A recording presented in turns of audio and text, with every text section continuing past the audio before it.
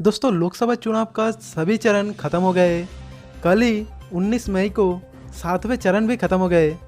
तो अभी बात करें कि इस बार किसकी होगी जीत और किसकी होगी हार, तो इसके ऊपर सत्ते बाजार का भाव आपको देने वाले, जिसमें एक महा सर्वे किए गए।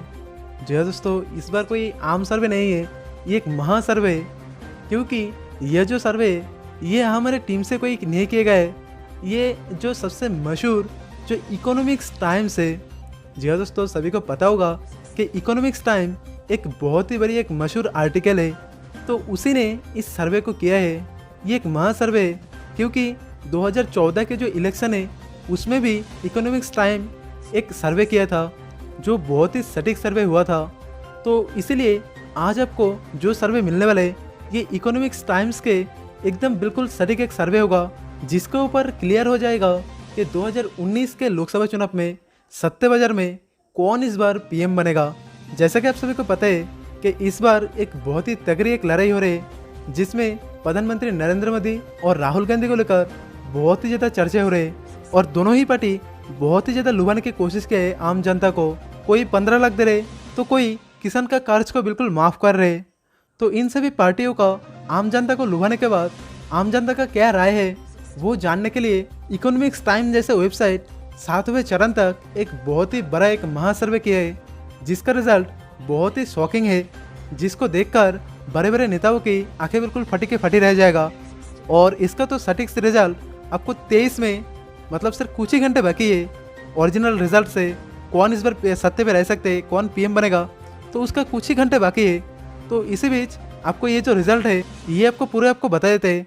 लेकिन उससे पहले आप लोगों को मैं बता देना चाहूँगा कि आप अगर 23 में के अगर ओरिजिनल रिजल्ट का अगर लाइव अगर अपडेट देखना चाहते हैं तो आप ज़रूर से हमारे चैनल को सब्सक्राइब करें और साथ में जो घंटी का ऑप्शन है उसको याद से दबा दें, ताकि सभी अपडेट आपको लाइव आपको मिल सके। और साथ ही में इस वीडियो को जरूर से लाइक करें और अपने सभी दोस्तों के साथ शेयर भी करें। और आप लोगों के ऊपर भी एक सर्वे किया जा रहा है, तो आप लोग इस वीडियो के नीचे कमेंट में बताइए कि किसको इस बार प्रधानमंत्री के रूप में देखना चाहते हैं, नरेंद्र मोदी, राहुल गांधी या फिर कोई और। तो आप जरूर से इस वीडियो से कमेंट में बताइए और देखते हैं कि कमेंट में किसकी जीत होती है। तो चलिए अभी आपको इकोनॉमिक्स टाइम्स के जो लाइव जो अपडेट है, जो रिजल्ट है कि कौन इस बार सत्ते पे रह सकते हैं, तो उसका आपको अपडेट लाइव आपको दिखा देते हैं। तो इकोनॉमिक्स टाइम्स के हिसाब से इस बार सत्ते पे फिर से बीजेपी रह सकते हैं। जी हाँ दोस्तों, इस बार फिर से प्रधानमंत्री नरेंद्र मोदी रहेगा, क्योंकि इकोनॉमिक्स टाइम्स के हिसाब से, एग्जिट पोल के हिसाब से 306 सीटें बीजेपी को मिल सकते हैं, और साथ ही में 132 सीटें कांग्रेस को और 104 सीटें आदर्श को मिल सकते हैं। तो इस बार बीजेपी को बहुत ही तगड़ी एक जीत होता दिख रहा है 306 सीटों पर। और 23 में के रिजल्ट से अगर ज़्यादा कुछ गड़बड़ी हो गई तो भी ज़्यादा से ज़्यादा बीजेपी को सिर्फ कुछ ही सीटें बीजेपी का घाटा होगा, तो उसके बाद भी 270 सीटें बीजेपी का रह सकते हैं। तो ये एक बहुत ही बड़ी एक सटीक सर्वे हो सकते हैं, क्योंकि इकोनॉमिक्स टाइम्स जैसे वेबसाइट ये बहुत ही सटीक एक सर्वे करते हैं, जैसे कि हमने पिछले इलेक्शन में देखा था 2014 के इलेक्शन में। तो और इस जगह पर अगर कांग्रेस अगर महागठबंधन के साथ अगर जोड़ते भी है तो भी सत्ते पे नहीं आ सकते। इस जगह पर फिर से इस बार प्रधानमंत्री नरेंद्र मोदी पीएम रहेगा। तो चलिए अभी आपको सर्वे का रिजल्ट आपको दिखा देते हैं, लेकिन उससे पहले कुछ ऐसे राज्य की बात करें जिस जगह पर बीजेपी का बहुत ही बड़ी एक घाटा हुआ है। तो उसमें से सबसे पहले है पश्चिम बंगाल। तो पश्चिम बंगाल में 42 सीटें हैं, जिसमें से सिर्फ 6 सीटें बीजेपी को मिल सकते हैं, और कांग्रेस को 5 सीटें और टीएमसी को 31 सीटें मिल सकते हैं। जी हाँ दोस्तों, इस जगह पर टीएमसी को बहुत ही तगड़ी जीत होता दिख रहा है।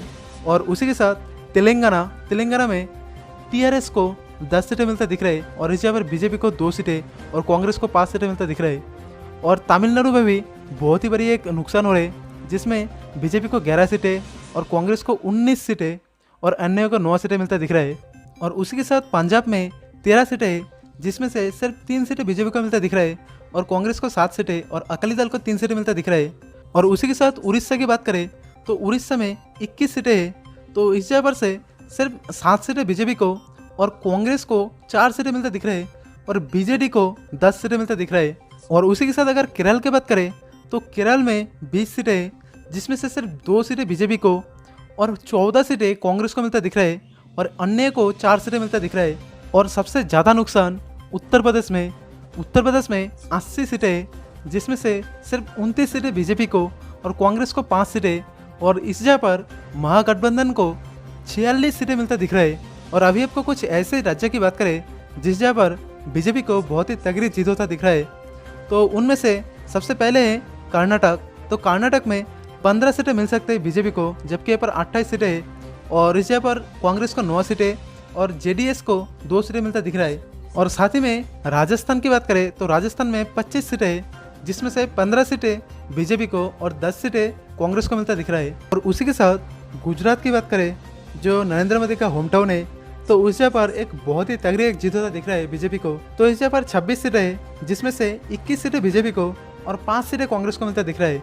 तो यही था हमारा आज का ओपिनियन पोल। तो मिलते हैं आप लोगों से नए वीडियो में। सो तब तक के लिए जय हिंद।